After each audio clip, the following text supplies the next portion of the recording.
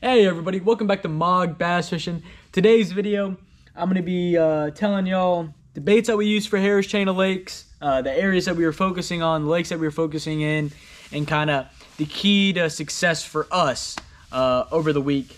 And it started out with really just sticking to a few lakes and breaking those lakes down. Harris Chain of Lakes can get really big, really quick. A lot of people, I think, they go to Harris one day, they go to Eustis another day, they go to Beau, Clair one day, and they have all these spots in all these different lakes, so they end up just running around. And I mean, they might have somewhere in Griffin and in Apopka. So my advice to y'all first, before anything, is pick 1-2 lakes and really just break those lakes down. I mean, there's going to be fish biting in all the lakes. So my advice is just to pick 1 or 2, break those down, and really just kind of get a feel for that lake instead of just, oh, they're not really biting that good, let's go to another lake. Because then you just end up running around the entire tournament day. It's happened to me. It's happened to others I know. So that's just one piece of advice. Now, me and my partner, we really just stayed in Beau, Clair, and Apopka all week. We didn't do anything too crazy. I mean, we stuck to those lakes, broke them down. We fished Dora a good bit, broke it down a little bit. But once we saw kind of how they were set up, just wasn't right. So we went to those other 2 lakes and ended up finding a good fish pattern.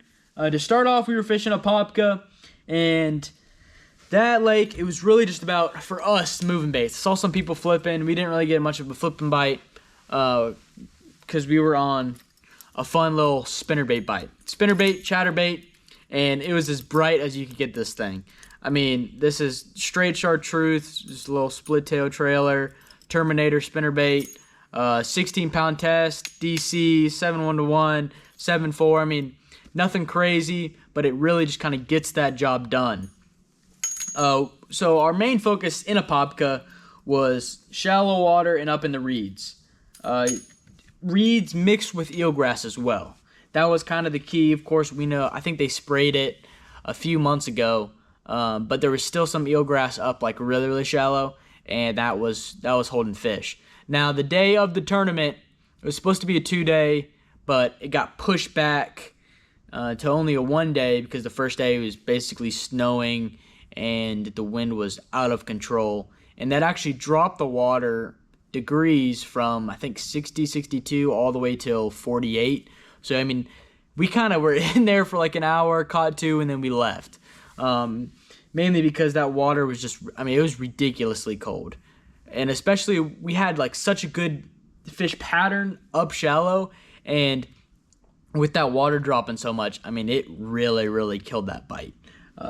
We were catching like 3, 4, 5 pounders, and during that day, I mean, it was straight just, I mean, you were catching 1s, maybe 2.5s, like, and the people that we were talking to too that were locking back, I mean, they were struggling.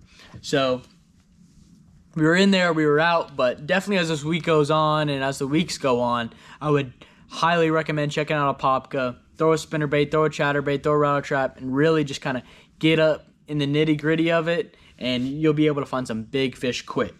Now, we were fishing in Beau, Clair. We were throwing these 2 baits, starting off, throwing a good old drop shot. This ended up catching the big of the week.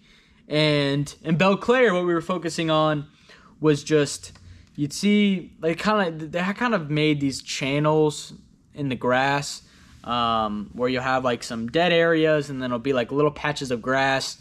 And those little patches, you had to throw a drop shot or a little jerk bait. This is just a 6-6 medium heavy, 12-pound test, 7-1-1 reel, and you would throw those 2 baits to really just kind of draw them out. And the jerkbait was a great bait to draw them out and catch them. We kind of took off the hooks during practice, and we were able to kind of see the size in the grass. And with that, we were able just to kind of dial in, okay, you got big ones here, you got small ones. And then, of course, during tournament day, we were able to go back, throw that drop shot. But what you had to do is you had to let it sit. Now, if you're moving it too quick, they weren't eating it. But if you let that bait sit for a minute or 2, I mean, it was more like 15, 20 seconds, just count in your head. And, I mean, you kind of see them on the Garmin all swim down to it, look at it. One would pick it up and just and it was going, and I mean, it was game on from there.